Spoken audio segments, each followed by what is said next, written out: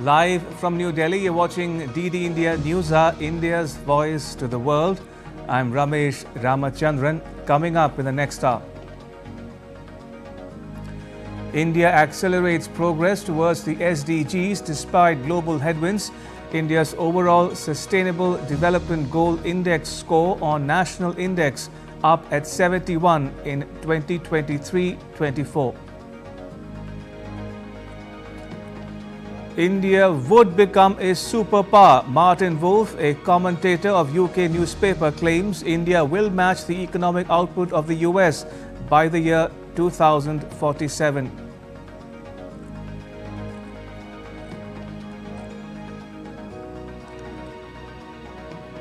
Nepal's Prime Minister Pushpa Kamal Dahal loses vote of confidence in Parliament, resigns after 20 months in office.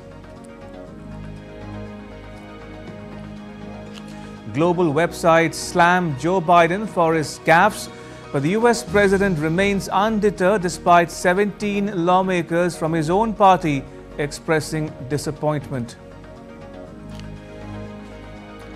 And fast bowling legend James Anderson retires with a victory as England thrash West Indies by an innings in the first test at Lord's.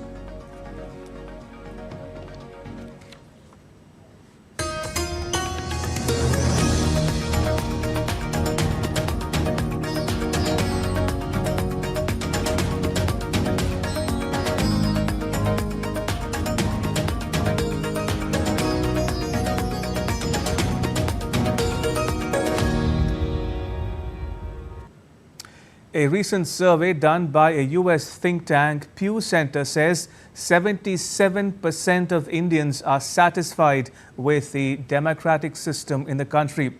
India stands second in the satisfaction rate index among 31 countries. India is world's largest democratic country. It's a sovereign, socialist, secular democratic republic with a parliamentary form of government, which is federal in structure with unitary features. Indians are really happy with the system. 77% Indians say that they are satisfied with the democratic system in the country, and this is as per a survey conducted by an American think tank, Pew Research Center. This research was conducted in 31 powerful countries of the world to find out how many people there are satisfied with democracy and how many people are not. India has the highest satisfaction rate among major economies. India is at the second place in Asia along with the world. If we talk about Asia, Singapore is a country where most people are satisfied with democracy. 80% people have expressed satisfaction with the democracy there. In Asia, the condition of Sri Lanka, South Korea and Japan is the worst.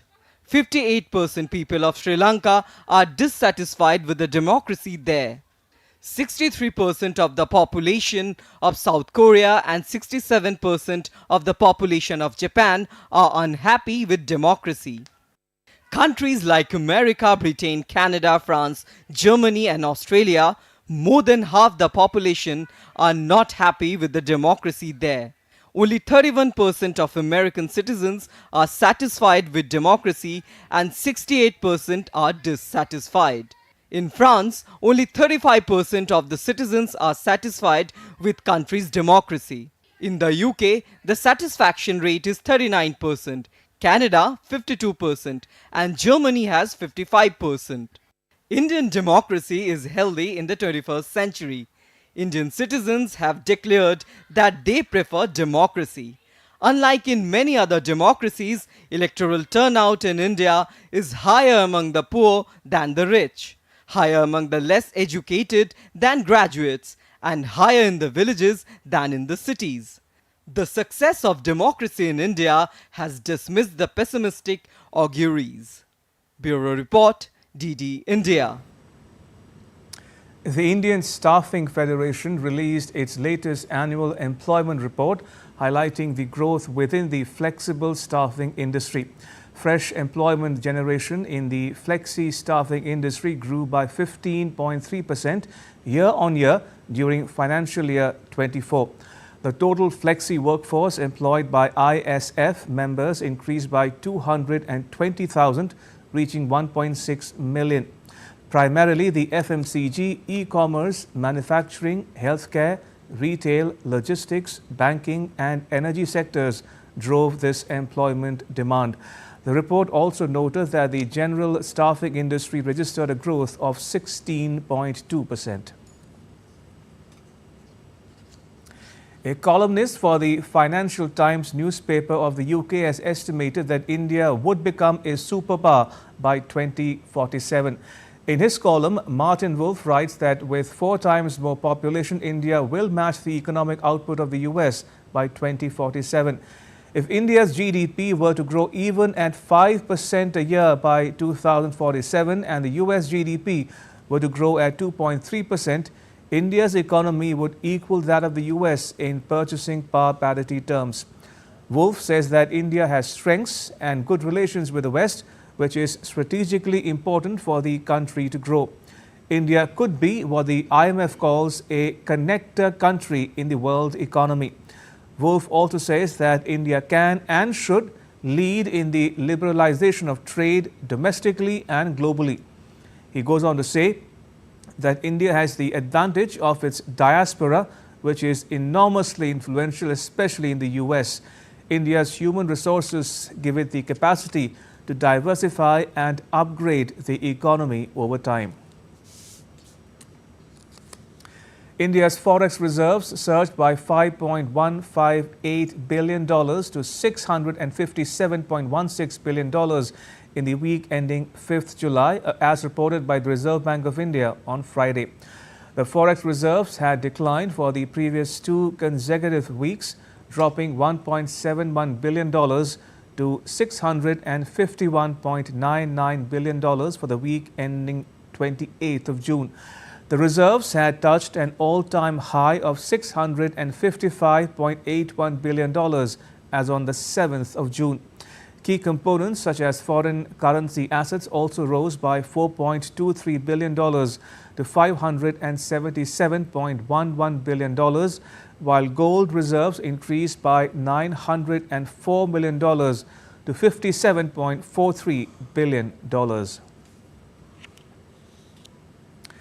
India is well on track to achieving sustainable development goals before 2030.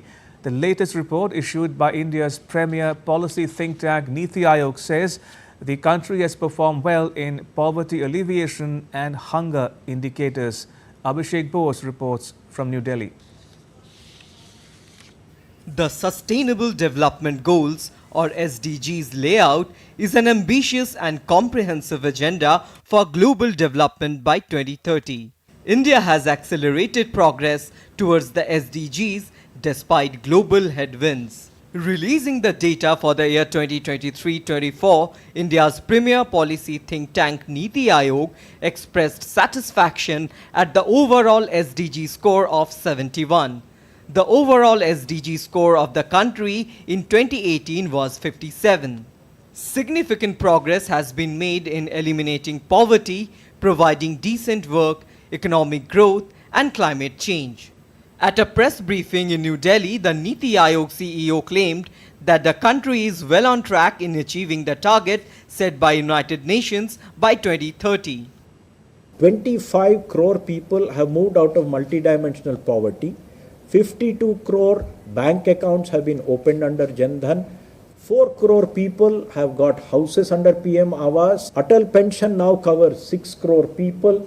80 crore Indian citizens are getting subsidized food grains, and 10 crore Anganwadi children are being fed every day. I can state without any doubt that we are not only on track to meet the SDG goals.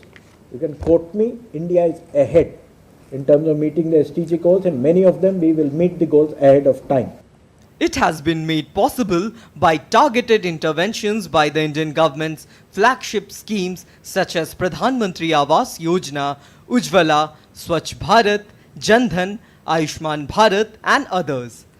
The state of Uttarakhand and Kerala have topped the state list, while Chandigarh has emerged winner in the Union Territory category. Some of the key interventions facilitating SDG achievements include over 40 million people have now got a house under PM Awas, 110 million toilets in rural areas, 100 million LPG connections under PM Ujjwala Yojana, tap water connections in over 140 million households under Jal Jeevan Mission. The launch of the SDG India Index in 2018 provided the impetus for the localization push, reaffirming states and union territories as key stakeholders in this transformative journey. Abhishek Bose for DD India. India's Adar card has become a pivotal pillar in the nation's digital revolution. As the largest biometric identification system in the world, it has brought about significant changes in the way services are delivered to over 1 billion people. Dibyendu Mondal reports on how Adar is changing the digital landscape of India. Since its launch in 2009, Adar has transformed access to services across India. With over 1.3 billion Indians enrolled, Adar provides a unique 12-digit identity number linked to an individual's biometric and demographic data. One of the key benefits of Adar is its role in financial inclusion. By linking Adar to bank accounts, the government has ensured that subsidies and benefits reach the intended recipients directly. The direct benefit transfer system has saved billions of dollars by eliminating middlemen and reducing fraud. हमने आधार card को, आधार number को सरकारी योजनाओं से जोड़ा। हमने ऐसी सारे बिचौलियों को बाहर किया, पैसा डायरेक्ट किया और अनुभव आया कि करोड़ों लोग ऐसे मिले हैं कि जो है ही नहीं, लेकिन रुपये जाते थे, अरबों खरबों रुपये जाते थे।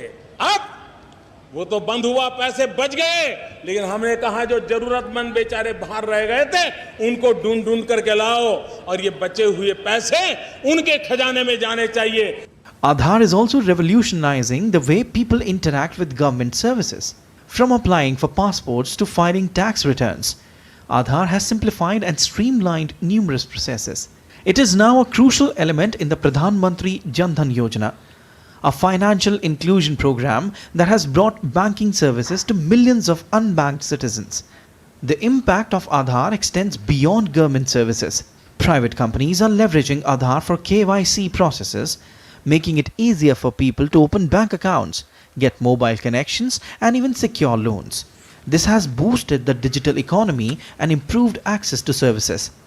The seamless services revolutionizing the digitization in India has attracted praises even from abroad. I think India, just as India did this for Adar, I think for telephony and electronic authentication, I think India could really show the world how to do it right. Looking ahead, the potential of Adar is immense. As India continues to innovate, Adar is set to play a crucial role in areas like digital health records and online education.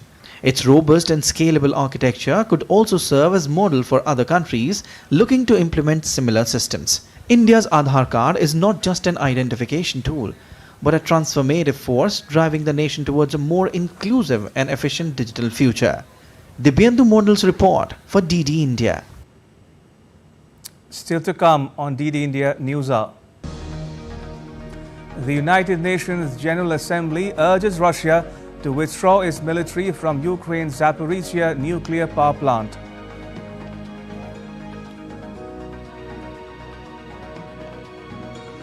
And Finland's parliament passes a law granting its border guards the power to block asylum seekers entering from Russia.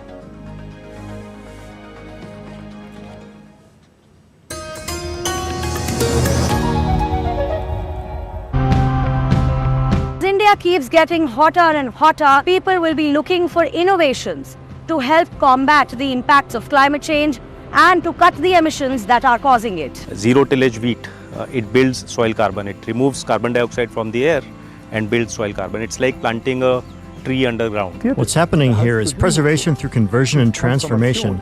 I think you can see that very well here. you can take good experiences from it, and those are transferable. Perovskite over silicon, as true, is the ease of processing. Silicon is something that is relatively energy intensive to fabricate, but this is something that can be done at close to room temperatures.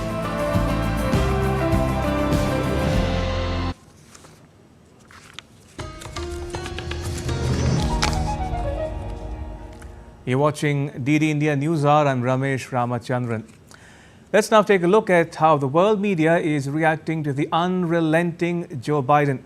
At least a dozen lawmakers in his party itself are opposing his candidacy for president. Joe Biden does not give up. The eagerly awaited final press conference of the NATO summit was considered the last appeal test given to the president, also to prove that he could still lead the campaign and then dispel doubts about his mental agility due to his advanced age. Is it well that on this occasion too the president stumbled into some clamorous slip-ups? With this press conference at the end of the NATO summit, US President Biden has further fueled the debate about whether he is fit for a second term in office. Many questions refer to his fitness. When he spoke about his deputy Harris, he referred to her as Vice President Trump. Successful exercise or catastrophe averted. Joe Biden's performance in this press conference at the end of the NATO summit is somewhere in between. This conference given to the American press could not make us forget that the catastrophe during the debate on CNN. Now, Biden's verbal slip-ups at the end of a NATO summit could not make people forget his lackluster showing in the debate against Republican candidate Donald Trump on CNN. Listen to some of the clippings from television media. We now show you some of the tabloid headlines. Joe No screamed the front page of The Sun in the United Kingdom, branding as toe-curling Biden's calling Kamala Harris Vice President Trump and introducing Ukraine's Volodymyr Zelensky as President Putin. In the Netherlands, The Telegraph branded the mix-up as a blunder, while Italy's La Repubblica referred to a flurry of gaffes. In London, the Financial Times headlined the fact that Biden had vowed to press on with his bid for re-election despite the gaffes. Nick Harper joins us from Washington, D.C. Nick, with Barack Obama weighing in on Biden's prospects, will the chorus of voices against Biden's re-election campaign only grow louder? Well, Ramesh, that is the real fear for Joe Biden and the White House, that we could see over the coming hours, the coming days, a whole raft of Democratic lawmakers, fundraisers and pundits saying that it is time for Joe Biden to drop out. Things are moving very fast here in Washington this morning. Quite a bit of breaking news in the last hour or so. Amongst that, we've heard that the House Minority Leader, Democrat Hakeem Jeffries, a very important person up on Capitol Hill, had a private late-night meeting with Joe Biden last night at the White House. We're told that Jeffries expressed the perspectives and the conclusions of the Democratic caucus about the next steps and the path forward. What's not clear is whether Jeffries privately urged Biden to drop out of the race. The New York Times is also reporting in the last 30 minutes or so that it's not just politicians that are worried, it's fundraisers and donors. Major Democratic fundraisers say that they are now withholding about $90 million worth of fundraising to the Democratic campaign until Joe Biden decides to drop out. That money is frozen. Some of those donations are eight-figure sums, so huge amounts of money that is not going to Joe Biden's re-election campaign because those donors say he needs to drop out. And we've had more Democrats up on Capitol Hill over the course of the last 24 hours since that press conference saying that Joe must go. About 4 in total, congressmen and women, one of them pointing out that Biden should pass the torch to one of the more capable Democratic leaders. Those calls seem to be growing louder. And Joe Biden, he's hoping to weather the storm. He's out on the campaign trail today. He will be again at the beginning of next week, Monday, Tuesday and Wednesday in Texas and Nevada. But it's whether or not he can survive the weekend if we see more Democratic lawmakers coming forward and saying it's time to suspend that campaign.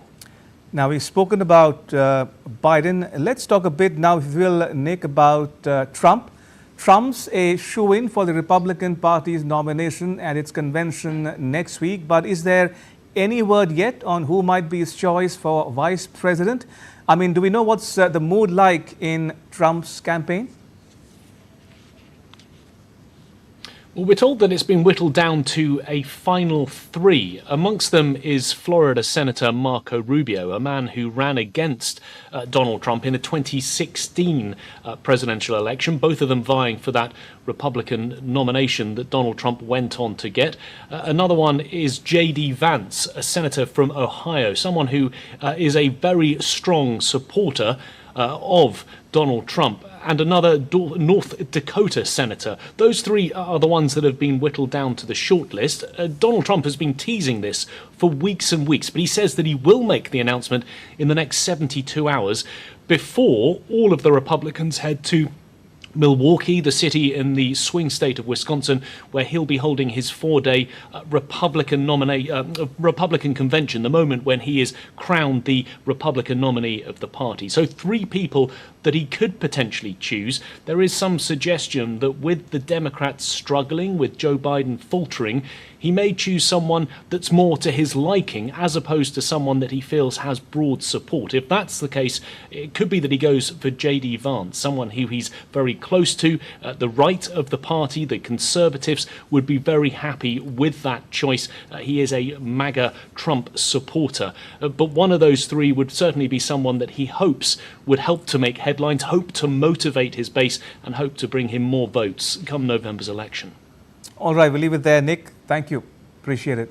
Nick Harper there in Washington, D.C. Now, the NATO summit in Washington, D.C. concluded with the launch of Ukraine Compact, a security framework signed by 32 allies. The newly announced Ukraine Compact builds upon the joint G7 declaration made at last year's NATO summit in Vilnius. The Compact says NATO members will support Ukraine together in a unified, coordinated and comprehensive architecture, and more importantly, not just for now, but for years to come. Let me quickly tell you how the NATO member states plan to help Ukraine. In the short term, the 32 NATO allies of Ukraine will continue to supply weapons, munitions and training they need to repel Russian forces. In the medium term, they will help build a future force that has the strength and capabilities both to defend Ukraine and deter further aggression. And in the long term, after this conflict is over, if Putin ever tries it again, all the countries that endorse the compact have pledged to support Ukraine. Now, Biden reiterated that the Ukraine Compact takes relations with Ukraine to a new level, which is a significant achievement for Kyiv, and Zelensky has expressed gratitude for the same. This compact brings all those countries together in a unified, coordinated, and comprehensive architecture to support Ukraine, not just for now, but for years in the future. This Ukraine Compact we are forming takes our relations to a new level, a significant achievement for Ukraine and all of us. The United Nations General Assembly on Thursday demanded Russia to urgently withdraw its military and other unauthorized personnel from Ukraine's Zaporizhzhia nuclear power plant. The 193-member General Assembly adopted a resolution with 99 votes in favor, 9 against and 60 abstentions. The Zaporizhzhia plant is the largest in Europe. It was captured by Russia shortly after it launched a full-scale invasion of Ukraine in February 2022. Finland's parliament passed a law on Friday granting its border guards the power to block asylum seekers entering from Russia. More than 1,300 people arrived in the country, forcing Helsinki to close its land border late last year. Helsinki believes that Moscow is promoting the crossings in retaliation for Finland joining NATO, which backs Ukraine against Russia's offensive. Finland has accused neighboring Russia of weaponizing migration by encouraging scores of migrants from countries such as Syria and Somalia to cross the border an assertion the Kremlin denies. Meanwhile, there have been no new arrivals by asylum seekers since March. The Israeli government's security cabinet has approved a plan to extend compulsory military service for men to 36 months from the current 32. The 36-month rule will stay in force for the next 8 years. The decision was taken at the security cabinet meet that took place late on Thursday.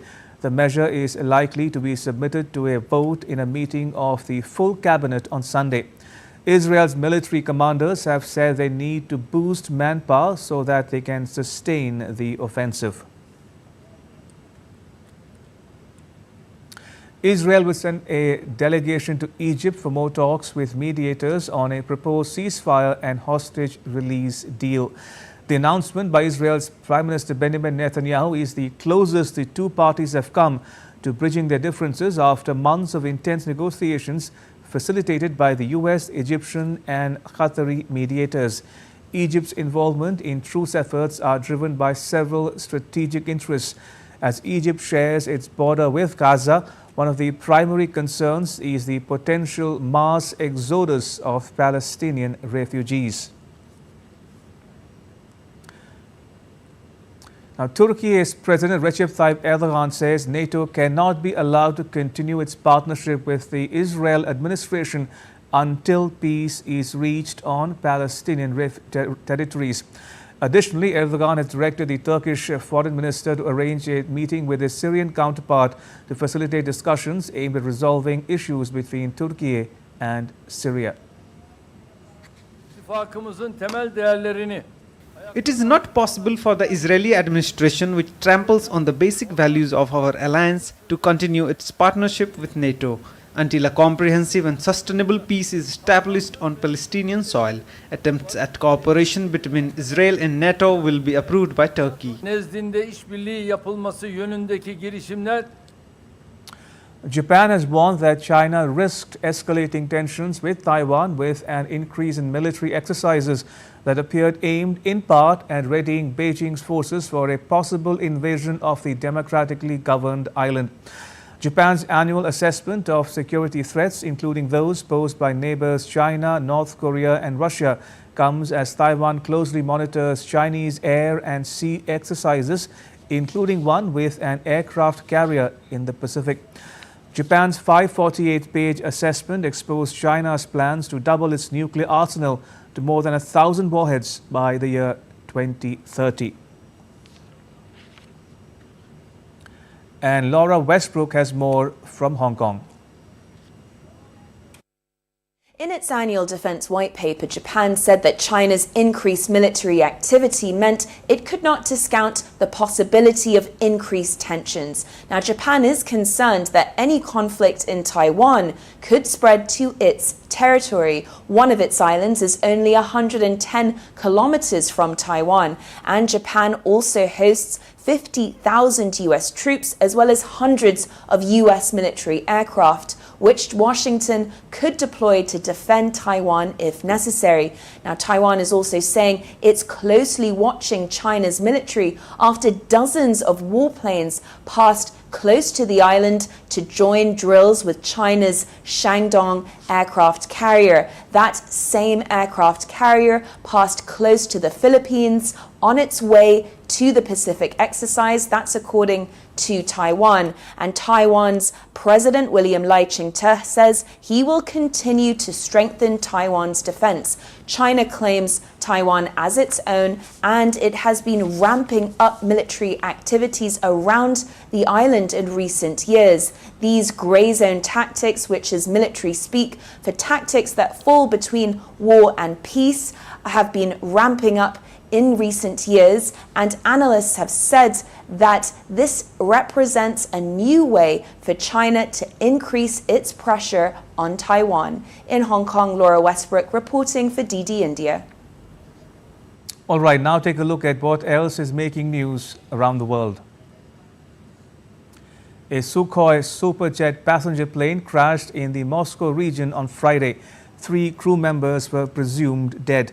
Russian Emergencies Ministry said the plane had crashed in a woodland near the city of Kolomna and there had been no casualties apart from those on board.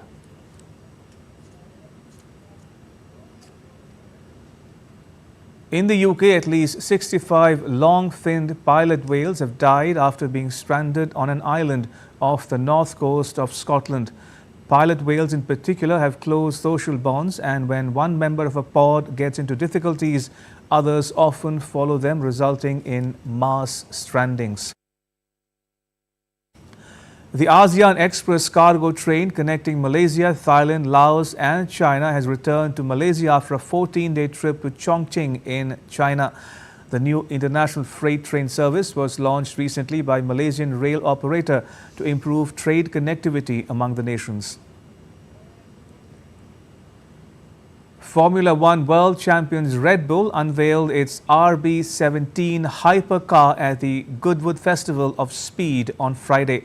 50 cars for track use only and capable of doing more than 350 kilometers per hour are being made over the next 3 years. All have been sold already at nearly £6 million each. And still to come on DD India News Hour.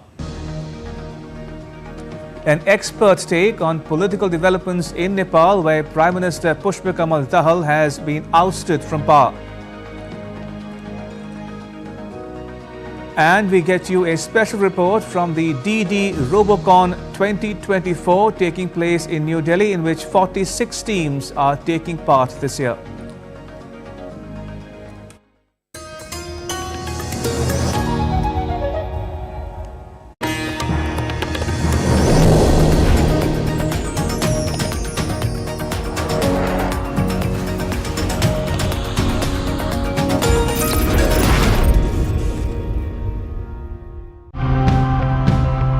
India keeps getting hotter and hotter, people will be looking for innovations to help combat the impacts of climate change and to cut the emissions that are causing it. Zero tillage wheat, it builds soil carbon. It removes carbon dioxide from the air and builds soil carbon. It's like planting a tree underground. What's happening here is preservation through conversion and transformation. I think you can see that very well here. You can take good experiences from it, and those are transferable. Perovskite over silicon, as mature, is the ease of processing. Silicon is something that is relatively energy intensive to fabricate, but this is something that can be done at close to room temperatures.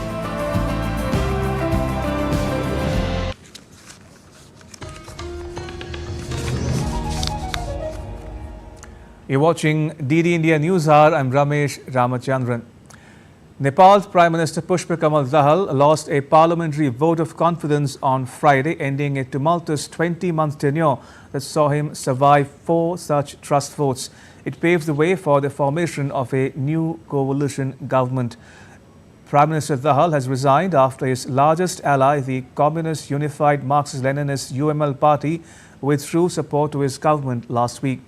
He needed at least 138 votes in his favor in the 275-member House to retain power. A total of 63 of the 258 lawmakers present in the chambers voted for Dahal on Friday, while 194 voted against him. 1 lawmaker abstained. After the ballots were counted, Speaker Devraj Ghimire declared that the confidence vote sought by Prime Minister Dahal has been rejected.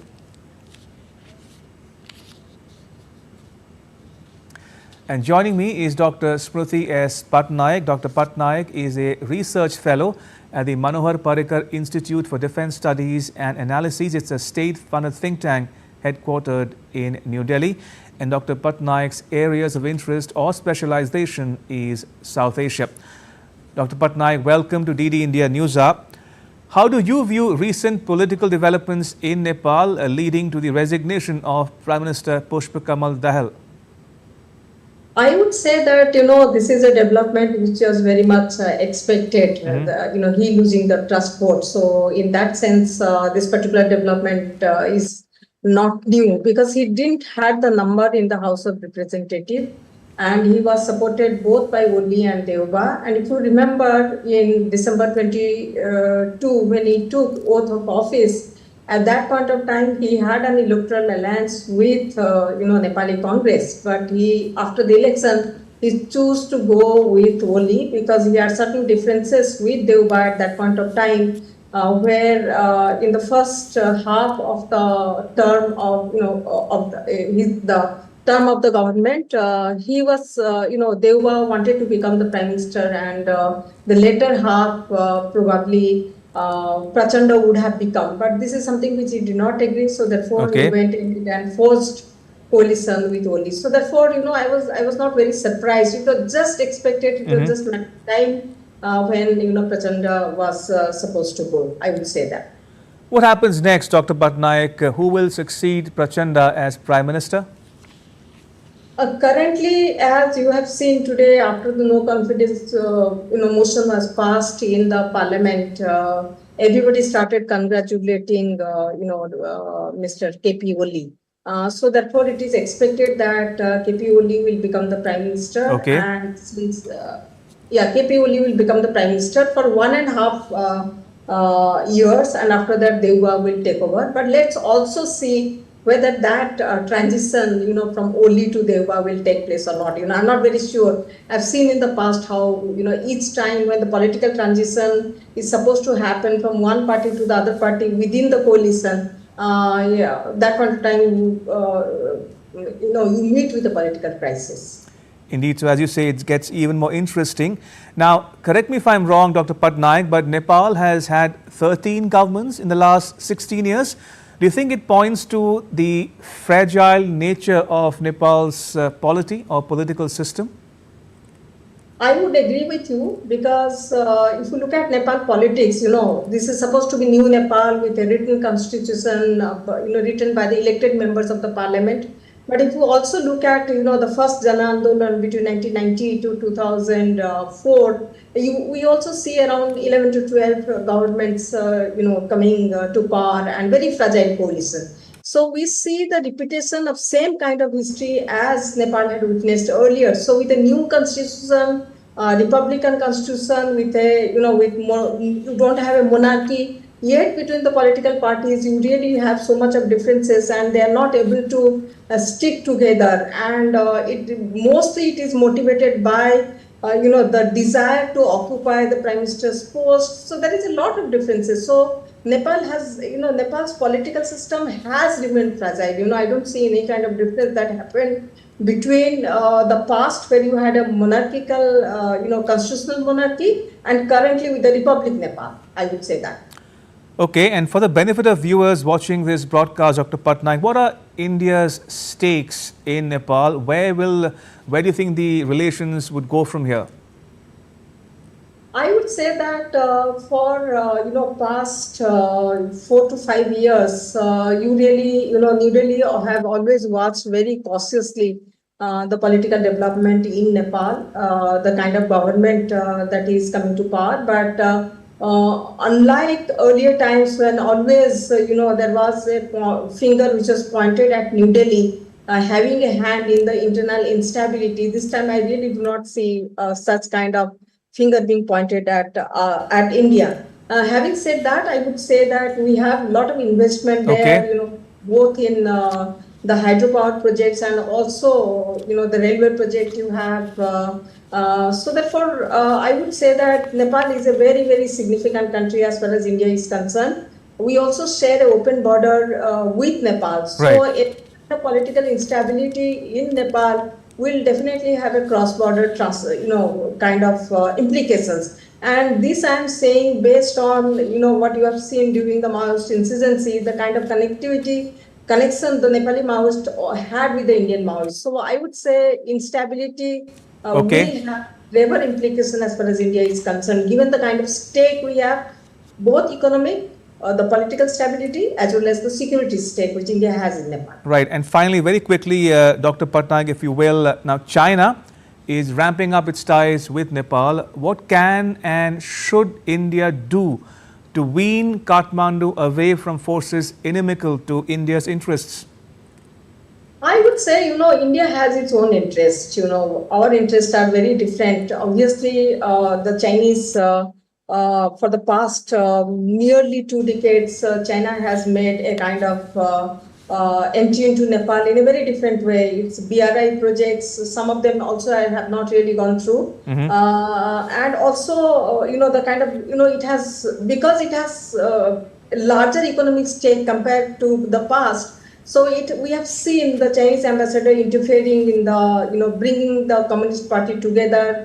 Some of the time, trying to, break the impasse between the political party, which, China never had such kind of role. So obviously they have an economic interest. India has its own economic interest, but the advantage which India has compared to China is the people-to-people contact which the open border has provided. So I would say our stakes are there and Chinese stakes are there. So therefore, in some places actually it does not clash.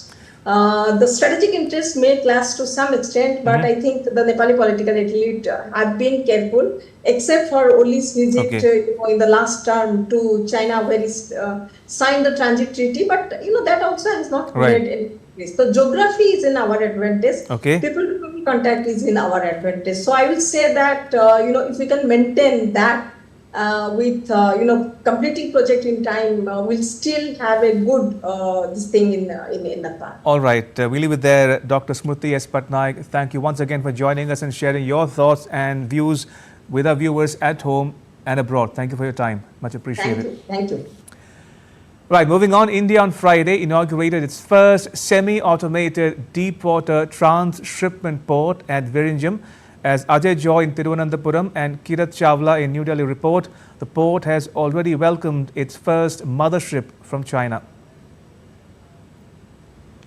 India's maritime landscape is set for a revolutionary change as country's first transshipment terminal and semi-automated deep water port, Vizinjam International Seaport, was formally inaugurated by the Kerala Chief Minister Pinarayi Vijayan and Union Minister of Ports, Shipping and Waterways Sarbananda Sonowal on Friday. Union Minister Sonowal expressed confidence that the port will offer steep competition to the existing transshipment hubs at Colombo and Singapore. I am sure that the port's capability to service mega-sized container vessel with other associated services that it offers, Vizinjam Port will offer steep competition to the existing transshipment hub at Colombo and Singapore. That this port, being a greenfield project, will use the best of the energy efficient technologies and intelligent smart port system that would create an operational efficiency and green port benchmark for other ports to follow. On Thursday morning, MV San Fernando, the first mothership carrying 2,000 containers, arrived at the port from Xiamen, China. This significant event marks the beginning of a new era in India's port operations. Vizinjam International Seaport, built at a cost of $910 million, is owned by the Kerala government and is expected to be fully commissioned by September or October this year, with an initial capability to handle 10 lakh containers per year. Upon full commissioning, it will be able to manage 2 motherships simultaneously. Vizinjam International Seaport heralds a new chapter in India's maritime capabilities, promising significant economic and logistical benefits. With inputs from Ajay Joy, Kirat Chawla for DD India. Now, who doesn't like robots, right? Well, at DD Robocon 2024, the excitement is palpable. The venue for the event this year is Tyagaraja Sports Complex in New Delhi. 46 teams are taking part in it this year. The winner will represent India in Vietnam this August. Siddharth Bharadwaj has more. Fasten your seatbelts and get ready for Robocon 2024, where this time around, 46 teams are participating from all over the country. The ultimate winner of this competition will represent India in Vietnam in the month of August. The event has just got bigger and better this time, with participants all geared up to put their best foot forward. 46 teams will fight it out in the mega event, commencing from July 13 at Tyagaraja Sports Complex in New Delhi. All the participants are very excited, and so are the last year's winners. The feeling of winning is constant in our hearts right now, and we are well prepared to demonstrate our skills. Like last year, we are here to win this competition again and again on an equal basis.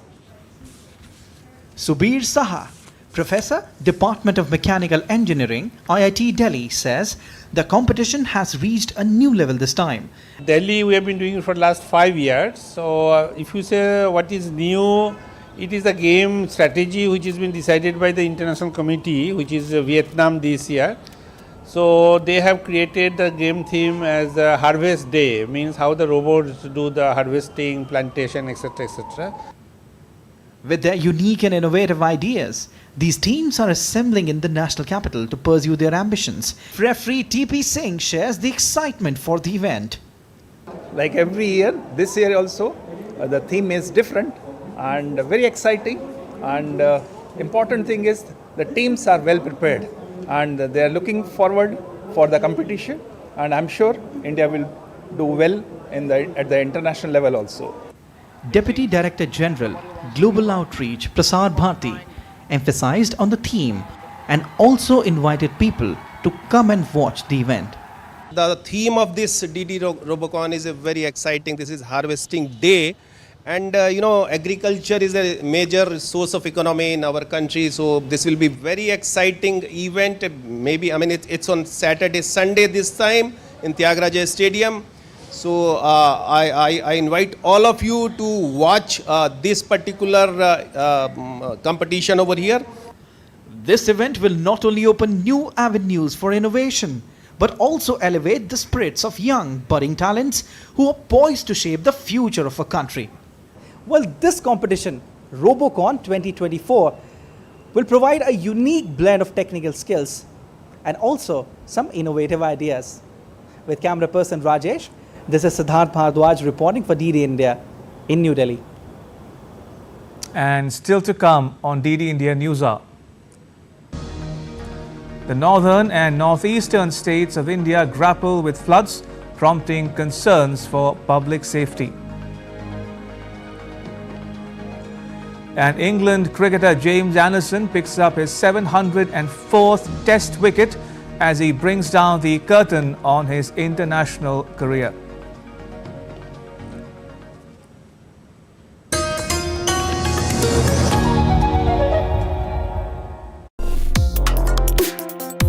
Complex issues, hidden agendas, twists and turns, strategic games. We think all dots are linked. We just need to connect them. Join me every week as I connect the dots to unravel hidden designs in statecraft, mysteries, and decode issues that matter to you. Watch Connecting the Dots with me at these times on DD India.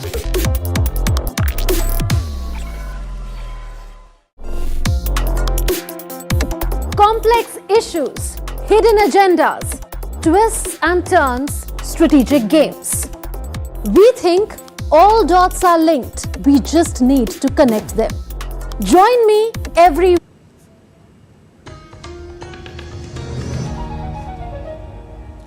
You're watching DD India News Hour. I'm Ramesh Ramachandran.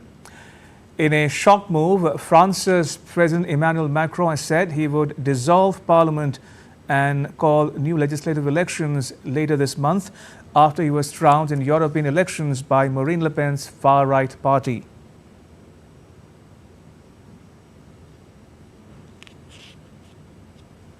Macron said the results were a disaster for his government in a high-risk political gamble.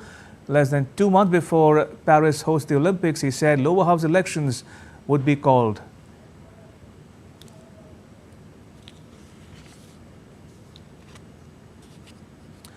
The northern and northeastern states of India are grappling with floods. The country's weather agency has issued alerts for several regions, prompting concerns for public safety. Rahul Upadhyay reports.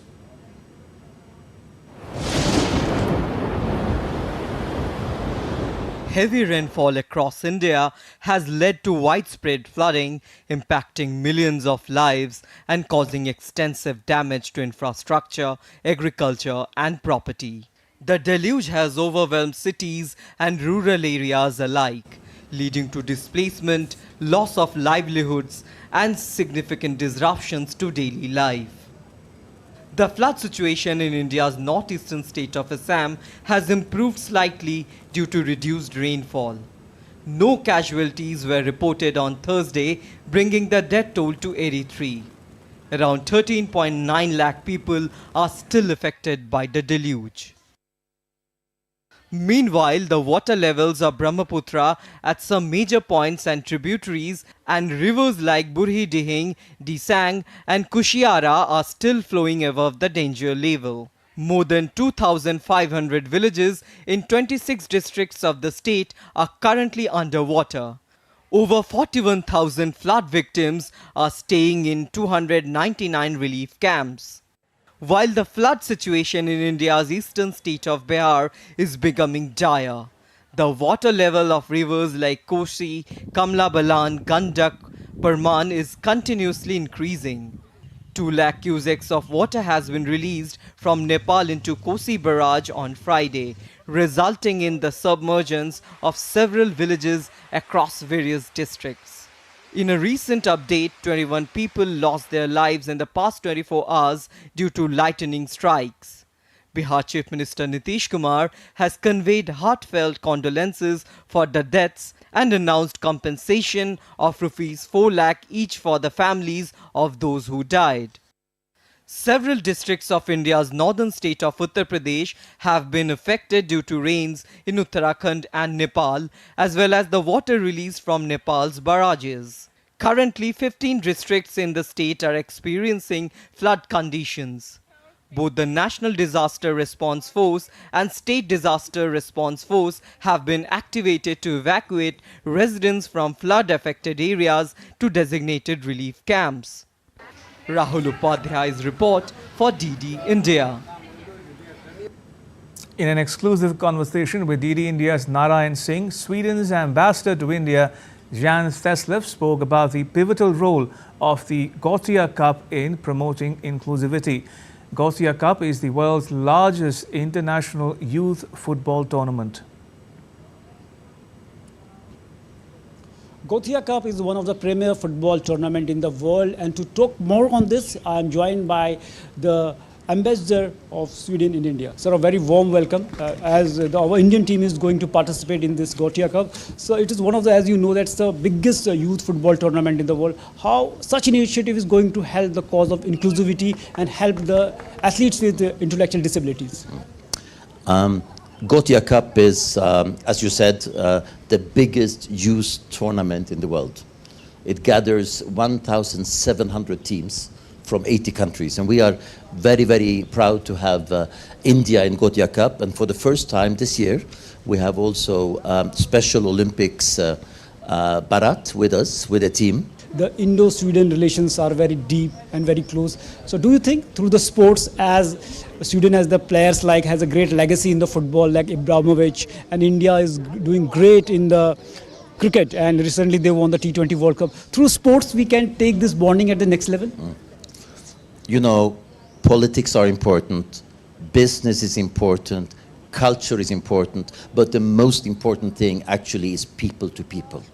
And what really brings people together is sports. We are strong together. This is the message by the Sweden's ambassador to India, and we are hoping that, as he mentioned, that through sports we can take this momentum at the next level. With camera person Gaurav Giri, Narayan Singh for DD India, New Delhi. And England wrapped up a comfortable win by an innings and 114 runs over West Indies in the first test at Lord's on Friday.